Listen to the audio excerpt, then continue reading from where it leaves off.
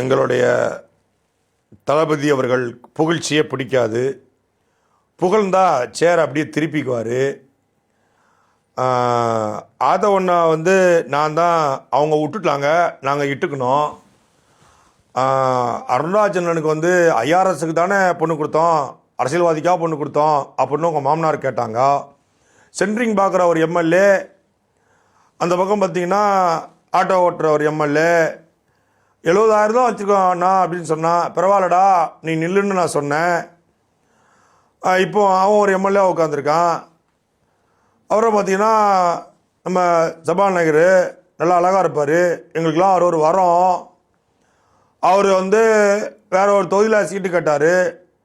நான் தலைவர்கிட்ட போய் சொன்னேன்.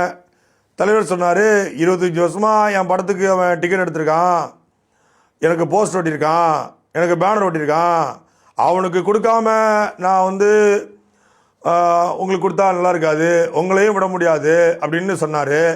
அப்புறம் அவர் இடத்துக்கே கொடுத்து இப்போ அவரும் பேரவைத் தலைவராக இருக்கார்.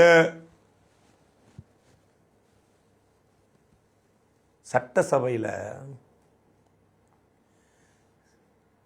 முத்துராமலிங்க தேவரும் பெருந்தலைவர் காமராஜரும் கக்கனும் ஜீவானந்தமும் மூக்கையா தேவரும் நாவலர் நெடுஞ்செழியனும் இருந்த சட்டசபையில், பேரறிஞர் பெருந்தகை அறிஞர் அண்ணாதுரை இருந்த சட்டசபையில், அரசியல் விமர்சனங்களை கடந்து கொள்கை முரண்களை கடந்து கலைஞர் கருணாநிதி அவர்கள் ஆளுமை செய்த சட்டசபையில், அதே அரசியல் விமர்சனத்தை கடந்து செல்வி ஜெயலலிதா அவர்கள் ஆளுமை செய்த சட்டசபையில், அமைச்சர் பெருமக்களாக இருந்த சட்டசபையில், நாவுக்கரசன் அழைக்கப்பட்ட ஐயா காளிமுத்து அவர்கள் இருந்த சட்டசபையில், புஷி ஆனந்த் அதை வச்சு அவங்க விட்டுக்குனாங்க, நாங்கள் புட்டுக்கணும், நாங்கள் இட்டுக்கணும், நாங்கள் விட்டுக்கணும்.